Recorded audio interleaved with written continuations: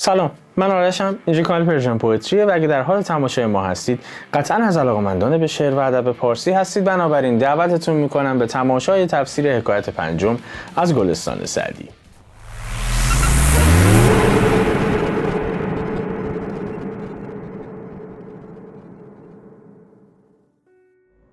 همونطور که عرض کردم رسیدیم به حکایت پنجم از گلستان سعدی. اگر 4 حکایت قبلی که با هم خوندیم و تفسیرش کردیم رو تماشا نکردید حتما تماشا بکنید. لینک پلیلیستش رو این بالا میذارم، به ترتیب همش هست، ببینید، لذت بخش هست و بهتون اثبات میکنه که سعدی جامعه شناس قدرقدرتی بوده. و حکایت پنجم، در حکایت پنجم سعدی پرداخته به موضوعی که اگه نخوام بگم قطعاً به احتمال خیلی زیاد در کودکی یا باهاش مواجه بودیم یا اصلا تجربهش کردیم و خیلی پدیده عجیبی هم ممکنه نبوده باشه به دلیل عدم رشد کافی عقلی و به بلوغ نرسیدن تفکرمون. عجیب اونجاییه که در بزرگسالی کماکان این صفت رو یدک بکشیم و این صفت همیشه اطراف نام ما پرسه بزنه و اگر این اتفاق بیفته باید واقعا بریم تو فکر که چه کردیم با خودمون، به چه روزی افتادیم که این گونه ما رو صدا میکنن. و این صفت هم چیزی نیست جز رشک، حسد یا حسادت که سعدی به بهترین شکل خیلی نافذ بهش پرداخته و بیشتر بهتون اثبات میکنه چقدر موضوعات پیرامون خودش رو به دقت رصد میکرد و واقعا جهانبینی عمیقی داشت و جامعه شناس قدرقدرتی هم بود. من ترجیح میدم که صحبتام رو کوتاه بکنم. حکایت هم کوتاست اما عرض کردم کلام نافذی داره. ترجیح میدم ورود بکنیم به حکایت و ازش لذت ببریم. در حکایت پنجم از گلستان سعدی میگه سرهنگ زاده‌ای بر در سرای اقلمش دیدم که عقل و کیاستی و فهم و فراستی زاید الوصف داشت. این سرهنگ، واژه سرهنگ رو اگه جدا بیانش بکنیم میشه سرهنگ، یعنی سر قشون، سر لشکر. به همین دلیل بهش میگفتن سرهنگ. سرهنگ زادم یعنی یک فرزند سرهنگ. این سرای اقلمش رو هم باید خدمتون توضیح بدم. دربار پادشاه اقلمش. ببینید بعد از یورش مغول‌ها به ایران، نمیدونم اگه تاریخ رو مطالعه کردید میدونید در مقطعی ایران مخصوصا در سلسله خوارزمشاهیان، در بخشی از سلسله خوارزمشاهیان، ایران به صورت خانی اداره میشد. یعنی هر محدوده و ولایت و شهری برای خودش یک شاه داشت که اینها مطیع شاه شاهان، یعنی همون شاه اصلی و شاهنشاه بودن. این گونه مدیریت میکرد. اقلمش یکی از پادشاهان ترک تبار بود. همونطور که عرض کردم نسلش، اصل و نسبش میرسید به چنگیزخان مغول، یعنی از نوادگان چنگیزخان مغول بود و او در اون مقطع در سلسله خوارزمشاهیان بین سال 610 تا 617 توی منابع مختلف اعداد مختلفی ذکر شده، از 611 تا 615، اما من در یک ترجمه انگلیسی در حقیقت قابل استناد مطالعه کردم که اقلمش در فیما بین سال 610 و 617 هجری قمری پادشاه محدوده فارس، کرمانشاه، ری و همدان بود. بنابراین اینجا داره میگه که من یک سرهنگزاده فرزند یک سرهنگی رو در دربار پادشاه اقلمش دیدم. این اونجا تردد داشتن دیگه، بالاخره مقام منصبی داشتن، که عقل و کیاستی و فهم و فراستی زاید الوصف داشت. کیاست به معنای زیرکی هست، فراست هم قبلا عرض کردم به معنای تیزبینی و باهوشی هست، هوشیاری هست. زاید الوصف هم یعنی دیگه ورا و فرای حد کلام، بیش از حد کلام نمیشه دیگه وصفش کرد، اصلا در وصف نمیاد. یک سرهنگزاده رو دیدم در دربار پادشاه اقلمش، خیلی باهوش بود، عاقل هم به نظر میرسید و فهم و فراست و تیزبینیش زاید الوصف بود، یعنی عملا بیش از سنش میفهمید. هم از عهد خردی آثار بزرگی در ناصیه او پیدا. ناصیه یعنی پیشونی. من باید اشاره بکنم به یکی از باورهای قدیمی که قدما اعتقاد داشتن به اینکه هر کسی تقدیرش و بختش رو در پیشونیش نوشتن. به همین دلیل وقتی کسی اتفاق بدی یا خوبی به هر طریق براش میافتاد میگفتن پیشونی نوشتش این بوده. و به همین دلیل مجددا هر کسی که پیشونی بلندتری داشت میگفتن که این بخت و اقبال بلندی داره. البته اگر به صورت طبیعی پیشونیش بلند بود، بر سر کچلی موش عقب نرفته بود که پیشونیش بلند جلوه کنه. بگذاریم. اینجا داره میگه هم از عهد خردی آثار بزرگی در ناصیه او پیدا. میگه از همون عهد خردی، یعنی از همون دوران خردی و کودکیش، معلوم بود آثار بزرگی، آثار این که او روزی به مقام و منصب میرسه و جایگاهی پیدا میکنه در ناصیه‌اش پیدا بود. کسی که میتونست بخت و اقبال از تو پیشونی بخونه متوجه میشد، از جمالات و کمالات این میفهمید که این در انتها به نقاط جذابی میرسه. بالای سرش ز هوشمندی میتافت ستاره بلندی. تافتن به معنای تابیدن هست. مجددا باید برگردم به عقاید قدما که معتقد بودن هر کسی به دنیا میاد همزمان با او یک ستاره در آسمان متولد میشه، که خب قاعدتا ستاره کسانی که بخت بلندی داشتند و شرایط اجتماعیشون خوب بود، پیروز بخت بودن، همیشه در آسمان میدرخشید. هم بندگان خدایی که فقیر بودن، مشکل داشتن، بی چیز بودن و بنا به هر دلیل دچار ناملایمتی در روزگار و دورانشون شده بودن، میگفتن که اینا در 7 آسمون یه ستاره هم ندارن. اینجا هم داره به همین اشاره میکنه که بالای سر این از هوشمندی، از تیزبینی و علم و کمالات و فهم این، همونجوری که نگاش میکردیم متوجه میشه دیگه میتافت ستاره بلندی. اون ستاره‌ای که تو آسمون مایه متولد شده بود همینجوری درخشان داشت، نور خودش رو میرسوند به چشم ما. معلوم بود که این در انتها قراره به جایی برسه. فل جمله مقبول نظر سلطان آمد که جمال صورت و معنی داشت و حکما گفتند توانگری به هنر است نه به مال و بزرگی به عقل است نه به سال. که علی حال این مقبول نظر سلطان آمد. مقبول نظر اومدن یعنی مورد پسند واقع شدن. این بچه به واسطه اینکه پدرش سرهنگ بود خب در دربار پادشاه تردد میکرد و این سلطان که این رو میدید که این بچه بسیار با فهم و فراست و شعور و کیاست هست، و همین دلیل مورد پسند سلطان واقع میشد. و در توضیح این میگه که جمال صورت و معنی داشت. صورت و معنی یعنی صورت که مشخصه، معنی اینجا منظور باطنه، یعنی ظاهر و باطنش جمال داشت. حالا ظاهرش که جذاب بوده، زیبا بوده، اما بیشتر اینجا به باطن اشاره داره. میگه این بچه باطن پری هم داشت، یعنی از درون هم زیبایی داشت، صفات نیکی رو همراه خودش یدک میکشید. و حکما گفتند، دقت بکنید به جمله، توانگری به هنر است نه به مال و بزرگی به عقل است نه به سال. توانگری به هنر است نه به مال. اشاره میکنه که در اون دوران خوشبختانه توانگری به کسی میگفتن توانگر که هنرمند بود و هنرمند به کسی میگفتن که حقیقتا چیزی از درون برای ارائه داشته. مقدار با تعاریف امروز فرق داره. اون روز بنده خدا زمانی که سعدی بود فکر نمی‌کنم به اندازه امروز یک سرمایه‌دار میتونست همه چیز رو، حتی توانگری رو بخره، حتی تحصیل رو هم میتونه بره پول بذاره روی میز دانشگاه و به رایگان یک شبه بخردش. حالا علی ای حال اون موقع خوشبختانه توانگری به هنر بود نه به مال و بزرگی به عقل است نه به سال. به این موضوع دقت بفرمایید. از این جهت عرض میکنم و تأکید مؤکد میکنم که بیشترین بازدید از صفحه ما بین رنج 20 تا 35 سال هست و پس از اون رتبه دوم از 65 سال به بالا، یعنی عزیزانی که یه مقدار تجربهشون از بنده کمترین بیشتر هست، خب به صورت قابل توجهی پستای ما رو میبینن و دلم میخواد که به این موضوع فکر بکنیم. در سنت ما و در فرهنگ ما اومده که احترام به بزرگتر واجبه و بله درسته، احترام به بزرگتر حقیقتا واجبه. هر کسی 1 ثانیه بیش از ما زیست کرده باشه در دنیا به اندازه 1 ثانیه تجربه بیشتری از ما داره و این میتونه باعث فهم بیشتری بشه برای اون عزیزی که از ما بزرگتر هست نسبت به ما. عرض کردم میتونه، نه قطعاً. این معنی این جمله این نیست که اگر بزرگتر ما داره تجربه خطایی رو به ما منتقل میکنه ما هم همین شکلی بپذیریم. احترام با اختلاف نظر متفاوت هست و لطفاً اگر میبینی، چون من هنوز این رو در ایران دارم میبینم، در کشور خودمون دارم میبینم این موضوع رو، افرادی که مسن‌تر هستن بی قید و شرط انتظار دارن که هر آنچه میگن پذیرفته بشه توسط کسی که سن و سال اونها رو نداره. اینجا داره به این موضوع اشاره میکنه که بزرگی به عقل است نه به سال. بله عمر بیشتر تجربه بیشتر میاره و تجربه بیشتر ممکنه آنالیز دقیق تری از حوادث به ما بده، اما ممکنه، نه حتما. به خاطر اینکه من یک مثال ساده میزنم، شاید این اختلاف نسل ها و این نوع تفکر 500 سال پیش خیلی منطقی تر از امروز می بود.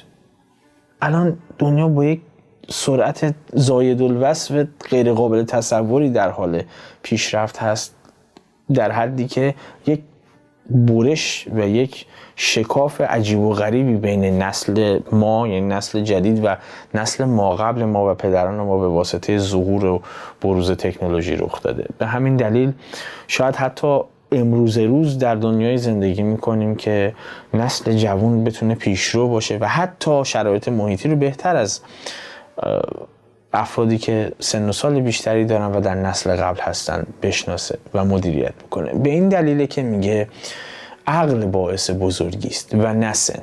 البته با احترام به اون دسته از عزیزانی که بزرگتر بنده کمترین هستن دارن من رو مشاهده میکنن، من دارم درس پس میدم خدمت شما و صرفا در حال انتقال کلام سعدی هستم به شما که منطقی هم هست. پر بیراه نمیگه سعدی حقیقتا.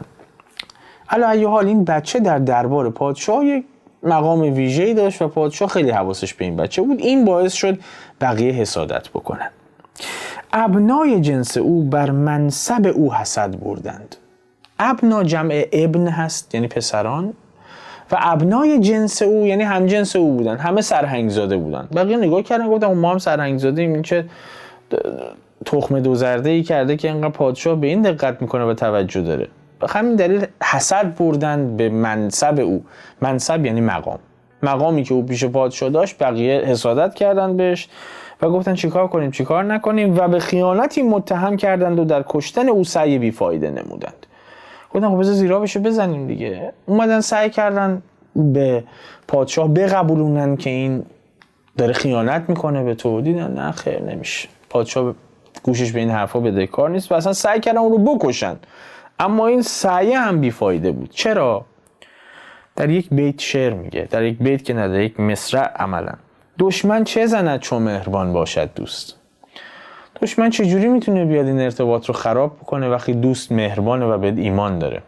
اگه سطحی ببینیمش یعنی شما مثل این مونه که یک رفاقت دیرینه و قص و قرص و محکم داشته باشید با کسی و یه نفر شخص سومی بیاد بین رفاقت شما و یه کلامی از شما به او بگه، از او به شما بگه، سعی بکنه دو به هم زنی بکنه یا کسی رو به چیزی متهم بکنه.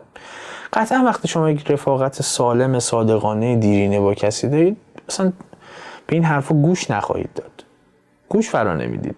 پادشاه هم اینجا همینه، این بچه تو دربار من تردد داشته، من میبینن دیگه چی بچه رو چیشو میخواید به خیانت متهم بکنید؟ جلوی چشم منه و من هر روز از نظر من داره میگذره، حواسم بهش هست. اینجا میتونید دوست رو خداوند هم در نظر بگیرید. میتونید این برداشت رو هم از این مصرع داشته باشید که وقتی انسان صادقانه زندگی بکنه و توانمند و هنرمند هم باشه حقیقتا و صدق و صداقت هم داشته باشه در رفتارش و خداوند هواش رو داشته باشه، حالا کسی بیاد به او اتهام بیخودی و بی‌جهتی رو هم بزنه وقتی ریگی به کفشش نیست، چجوری میخوان بزننش؟ چجوری میخوان زیرابش رو بزنن وقتی یه دوست مهربان بالا سر داره؟ بعد از مدتی وقتی اومدن به پادشاه پیله کردن که این میخواد بهت خیانت بکنه، پادشاه هم گوش نمیداد. برای سوال شد که اینا چه مرگشونه، چه مشکلی با این بچه دارن. رفت از خودش پرسید. ملک پرسید که موجب خصمی اینان در حق تو چیست؟ اینا چه ایزومتری به اینا فروختی؟ خصمی از همون خصومت میاد. این دشمنی اینا با تو سر چیه؟ اینا چرا اینجوری میکنن؟ گفت در سایه دولت خداوندی دام ذلو همگنان را راضی کردم مگر حسود که راضی نمی شود الا به زوال نعمت من. پادشاه دیگه قاطی کردی چه مرگشونه اینا؟ خب موجب خصمی اینان در حق تو چیست؟ اینا چرا با تو خصومت دارن؟ خصمی از خصومت میاد، مشکلشون دشمنیشون با تو چیه؟ پسر گفت در سایه دولت خداوندی، یعنی زیر سایه شما که هستم شما به بنده توجه میکنید. دام ذلو، دام ذلو، ذل یعنی سایه، یعنی پاینده باد سایت. ببینید این هم در فرهنگ ما هست، وقتی میخوام به کسی احترام بذارن میگن سایت از سر ما کم نشه، ما زیر سایه شما هستیم. اینجا هم داره میگه شما به من توجه داری و من زیر سایه شما هستم، سایه‌ای که امیدوارم همینجوری پاینده باشه. همگنان را راضی نمودم.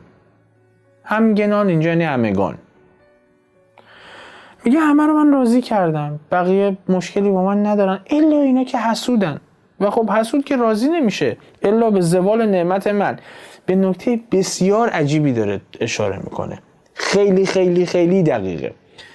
حسادت صرفاً معنیش این نیست که شما چیزی رو بخواید که بقیه دارن. یک معنی بدتر و فجیع‌تر هم داره، اینکه اگر به چیزی که اونها دارن دسترسی پیدا نکنید، سعی میکنید که اونها هم نداشته باشن. یعنی اگر اونها هم نعمتی دارن به زوال دچار بشه، به نابودی برسه. اونها هم من ندارم، اون نداشته باشه، من ندارم مهم نیست، فقط اون نداشته باشه. این مکتب و مسئله حسادت و حسودان هست. و در انتها میگه و اقبال و دولت خداوند بود. میگه اینا مسئلهشون اینه که من این ارج و قربی که پیش تو دارم پادشاه، اینا نمیپسندن که من داشته باشم. حالا خودشون دسترسی بهش ندارن، هنری ندارن که به چشمت بیان. حالا منم که اومدم اینا راضی نمیشن به غیر از این که من از یا شما دیگه پادشاه نباشی که من تو دربارت باشم، یا به هر دلیلی من رو از دربار طرد بکنی. بنابراین من هم دعا میکنم برای شما و اقبال و دولت خداوند بود. منم دعا میکنم و امیدوارم که اقبال و دولت شما باشه، دولت شما باشه و شما پایدار باشی، که اینها هم به هدفشون عملا نرسن. و در ادامه ابیاتی رو میگه که جای فکر داره. توانم آن که نیازارم اندرون کسی، حسود را چه کنم کوز خود به رنج در است. بمیر تا برهی ای حسود کین رنجی است که از مشقت آن جز به مرگ نتوان رست. میگه من میتونم به کسی آزاری نرسونم، از درون کسی رو خورد نکنم، من اصلا وضعیتم رو به رخ نکشم و من باعث ناراحتی کسی نشم، همه رو هم راضی نگه دارم. ولی حسود را چه کنم کوز خود به رنج در است. ولی من حسود چی کارش بکنم؟ اون خودش رو انداخته تو رنج، من هر کاری هم بکنم که راضی نمیشه. که کسی که حسادت داره، و این نکته رو هم درک بفرمایید. ببینید اگه بخواید حسادت رو مجموع دو حس بدونید، هر موقع پیش اومد که رفتید به سمت این که به چیزی حسادت بورزید، یادتون بیاد این رو. حسادت مجموعه ای از خشم و شکسته. البته عملاً از شکست میاد، اما این خشم یک سیستم تدافعی که مغز پیش میکشه برای اینکه رنج شکست رو کم بکنه و به همین دلیل طرف ممکنه خشمگین هم بشه و غیر ممکنه کسی حسود باشه در جمعی حاضر بشه و کسی نفهمه، هر چقدر هم که ظاهر سازی بکنه، چون این خشم در کلامش جاری و ساریه. یعنی شما در ظاهر میبینید و به چیزی هم حسادت میورزه که براش مهمه. به عنوان مثال عرض میکنم، من حسود هستم ولی یه نفر به عنوان مثال کلکسیون فندک داره، این برای من چیز ارزشمندی نیست، من به این حسادت نمی کنم. من به چیزی حسادت میکنم که برای مهمه، من دلم میخواسته داشته باشم ولی اون داره. بنابراین از نگاه یک حسود، اگر اطرافتون کسی حسادت میورزه، اینو در نظر داشته باشید که تخریب میکنه کسی رو به واسطه چیزی که داره و قطع به یقین بدونید اون حسود دقیقاً دلش میخواد همون رو داشته باشه.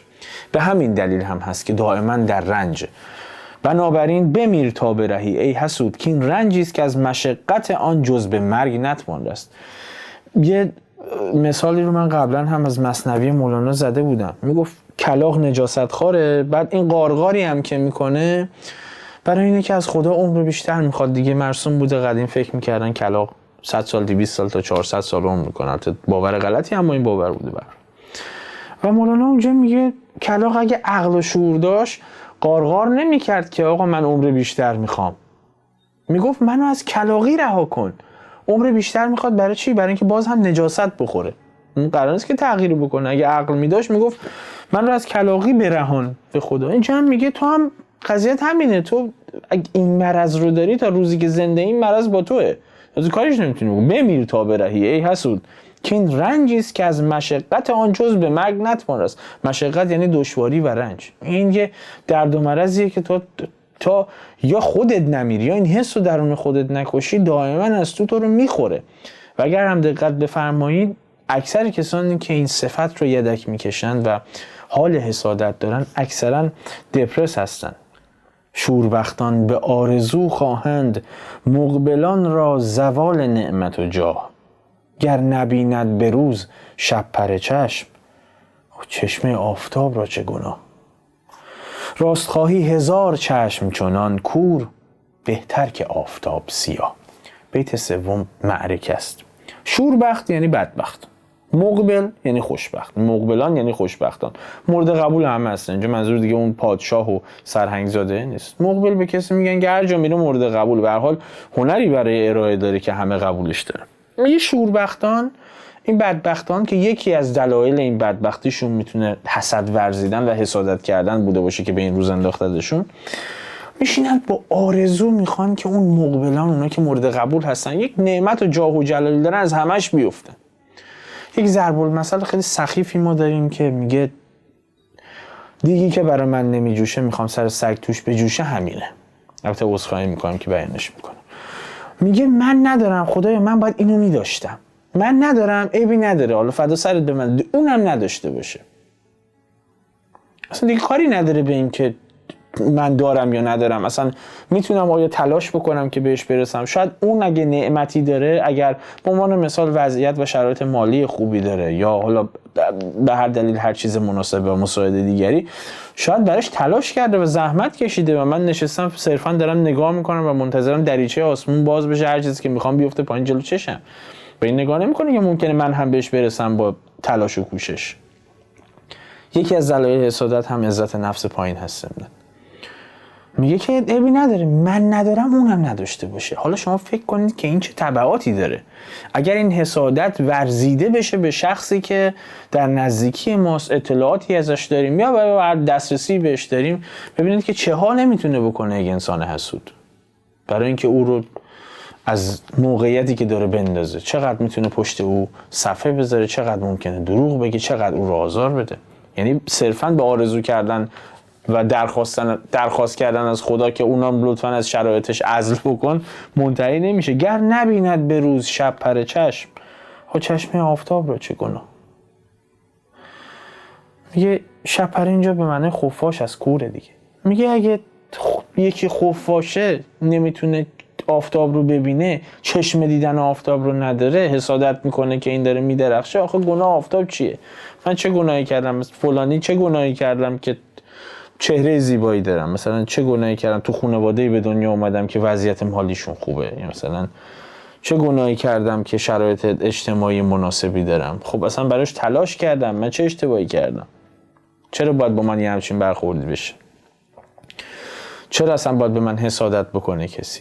آخه تو نمیتونی، چرا نمیتونی من ببینی؟ آخه چشمه آفتاب چه گناهی کرده اگه خفاشی کوره؟ راستخواهی 1000 چشم چنان کور، بهتر که آفتاب سیاه. خیلی جذابه. میگه راستشو بخوای 1000 تا چشم اینطوری باشه، 1000 تا چشم نخواد آفتاب رو ببینه، بهتر از اینه که اون آفتاب از نور بیفته و سیاه بشه. میگه 1000 تا حسود هم اگه با آدم حسادت می‌ورزن، اصلا توجه بهشون نکن. اینجا داره با کسایی صحبت میکنه که مورد حسادت واقع میشن. میگه 1000 نفر هم بهتون حسادت میکنن، چشمشون مثل چشم خفاش کوره، شما بدرخشید. شما نیاز نیست خودتون رو از نور بندازید. این کره رو هیچ موقع بدون نور نذارید، بذارید همینجوری منور و درخشان باشید. و اینجا حکایت رو تموم میکنه و درخواستم اینه که شما هم دلایلی که به نظرتون میرسه برای اینکه یک نفر حسد بورزه و حسادت بکنه رو حتما برای من کامنت بکنید، چون یکی دوتا دلیل نیست. من درک میکنم که دلایل متعددی داره، به هر حال این رو هم میدونم که نابرابری اجتماعی زیاد هست، اما دلیل مناسبی برای قضاوت نیست، چون ما قاضیان خوبی نیستیم.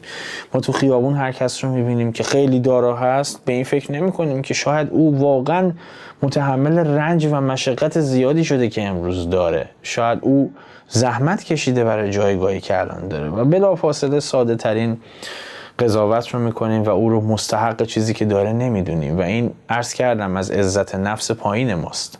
دلیلش این هست. و خب دلایل متعدد دیگری. از چه جهت هم عرض میکنم ما قاضیان خوبی نیستیم؟ به این دلیل که یک دلیل ساده من اگه بخوام عرض بکنم خدمتون، کمتر از 1 دقیقه پس از متولد شدن ما اسم ما انتخاب شده، دین ما انتخاب شده و خانواده ما هم که خب مسلماً از قبلش انتخاب شده، و بابت این 3 تا چیزی که برای ما انتخاب شده ما سالیان سال می جنگیم و بی دلیل دفاع میکنیم از چیزی که خودمون در انتخابش هیچ نقشی نداشتیم.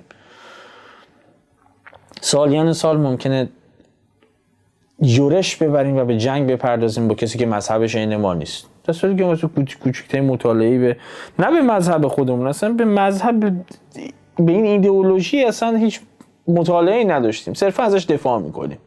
از خانواده همینطور، از اسممون حتی همینطور. هیچ کدوممون انتخابی نداشتیم براش، اصلا حق انتخاب نداشتیم. بنابراین ما چجوری میتونیم قضاوت بکنیم وقتی ممکنه کورکورانه حتی از اتفاقاتی که برای خودمون افتاده خودمون رو محق بدونیم، در صورتی که ممکنه اشتباه بکنیم. حسادت ورزیدن هم همین هست. و باز هم عرض میکنم زمانی که حسادت میورزید بدونید که شکست خوردید و خشم داره میاد که رنج اون شکست رو برای شما کم بکنه و این باعث میشه ذهن خطرناک آدمیزاد که حتی برای اشتباهاتش هم منطق میسازه برای حسادت کردنش هم منطق بسازه و اینقدر در این چاه عمیق‌تر فرو میریم که در انتها نارضایتی چنان به ما هجوم میاره که افسرده خواهیم شد. نظراتتون رو میخونم، حتما برام کامنت بفرمایید و اگر هنوز کانال رو سابسکرایب ندید فکر میکنم دیگه وقتشه، لطفا همین الان سابسکرایب بکنید، زنگوله رو هم لطف بکنید بزنید که از بقیه پست‌ها جا نمونید و بقیه شبکه‌های اجتماعی ما که همیشه لیستش رو بچه‌ها این کنار براتون میذارم و لینکش رو در دیسکریپشن لطف بفرمایید حتما فالو بکنید، مخصوصا اینستاگرام رو خیلی به ما کمک میکنه که رشد بکنیم. و اگر قصد همکاری با مجموعه پرژن پویتری داشتید، اگر داخل ایران هستید لینک آیدی پی و اگر خارج از ایران هستید لینک پیپل در دسترس شما هست، همیاریتون رو به ما برسونید، باعث میشه که ما فرایند تولید پست‌ها رو خیلی راحت‌تر طی بکنیم و سریع‌تر به دست شما برسونیمشون. توی پست بعدی ببینمتون. به سلامت.